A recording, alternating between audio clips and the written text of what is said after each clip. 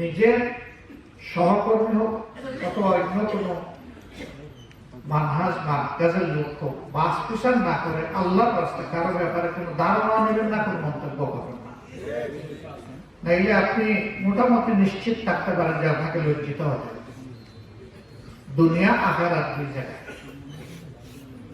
ইনশাআল্লাহ এই ক্ষেত্রে আমরা সর্বোচ্চ সতর্কতা এবং দায়িত্বশীলতা করছি।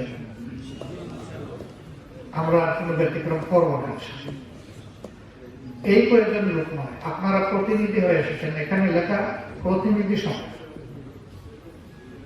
তার মানে এরকম বহু সম্মানিত ইমাম এবং খতিবদের আপনারা প্রতিনিধি হিসাবে আজকে এখানে এসেছেন।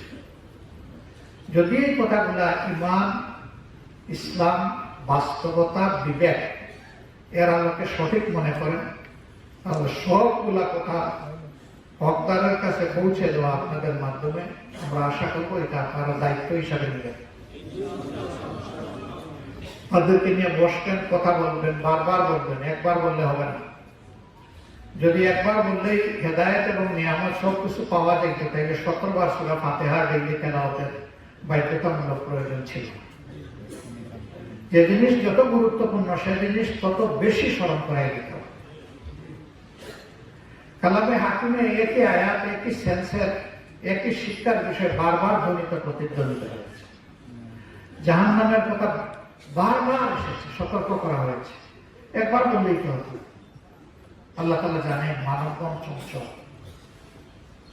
আমরা সবাই আসল, তোরা প্রবণ, তাড়াতাড়ি পাইতে চাই, যা আমি পছন্দ করি আমার এখনই পাইতে হবে, আগামীকাল আমার সয় না।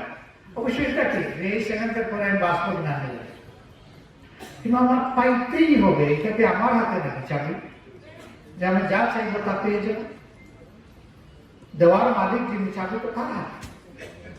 আমি আমার আকুতি, আমার ইচ্ছার কথা, আগ্রহের কথা, আল্লাহর দরবারে আরজের কথা তুলে ধরতে হবে। তিনি যখন মঞ্জুর করবেন তখন পাওয়া যাবে। যেমন 5 আগস্টের এই গেলবৎসর যে 5 আগস্ট গেল, এর আগ পর্যন্ত আপনারা আমরা সবাই শ্রদ্ধায় পড়ে আল্লাহ সাহায্য চাই না, বলি নাই যে আল্লাহ রাত গভীর হয়েছে, এখন সুবে সাদিক আমাদেরকে দান করো। আমরা চাইনি আল্লাহ। কেউ কেউ বলতো আল্লাহকে আমাদের ডাক শুনে, এরকমও কথা বল। আল্লাহ অবশ্যই ডাক শুনে, হুয়া সামিউ বাসির। তিনি সামিউ এবং তিনি বাসির, শুনেনও দেখেন। সূর্যে নড়ে, চোখের পাখা নড়ে, ভিতরে যে অঙ্গ প্রত্যঙ্গ নড়াচড়া করে সব আল্লাহ। আতঙ্ক থেকে যা বাইরে সব আল্লাহ রেকর্ডের ব্যবস্থা করেন, নির্ভুল। তিনি তো সেই আল্লাহ। তার মহান সত্তার দিকে ইঙ্গিত করে বলেছে, উদউনি আস্তাজিব লাকুম, আমাকে ডাকো, আমি তোমাদের জবাব অবশ্যই দেব। তাইলে আমার কেন সন্দেহ যে আমার প্রভু আমার ডাক শুনছেন? বরঞ্চ আমার চিন্তা করা উচিত যে ডাকার মতো আমি ডাকতে পারছি, এবং ডাকার জন্য আমার যেভাবে আল্লাহর কাছে পেশ করা দরকার সেটা আমি নিজেকে পেশ করেছি। আমার বেয়াদবি মাফ করবেন। 1991 সালের নির্বাচনে আমি একটা এলাকায় সংগঠনের প্রতিনিধি ছিলাম, নমিনি ছিলাম। একটা বড় নদী পাড়ি দিয়ে আমরা যাচ্ছি, ওপারে গিয়ে উঠলাম।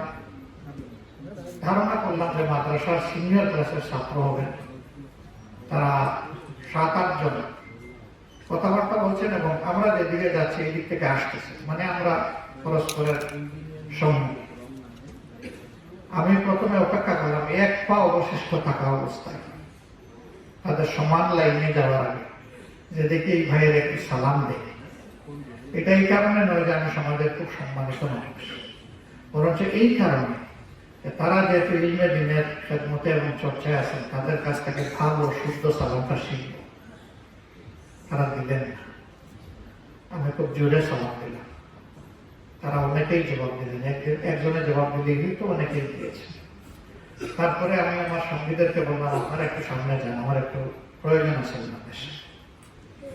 আমি চাইলাম না ওলামায়ে কেরামের সাথে আমার একটা স্কুলে হোক, আমার ভাইদের সামনে, কারণ ওনাদেরকে আমি সম্মান করি আল্লাহর জন্য, আল্লাহর দ্বীনের জন্য।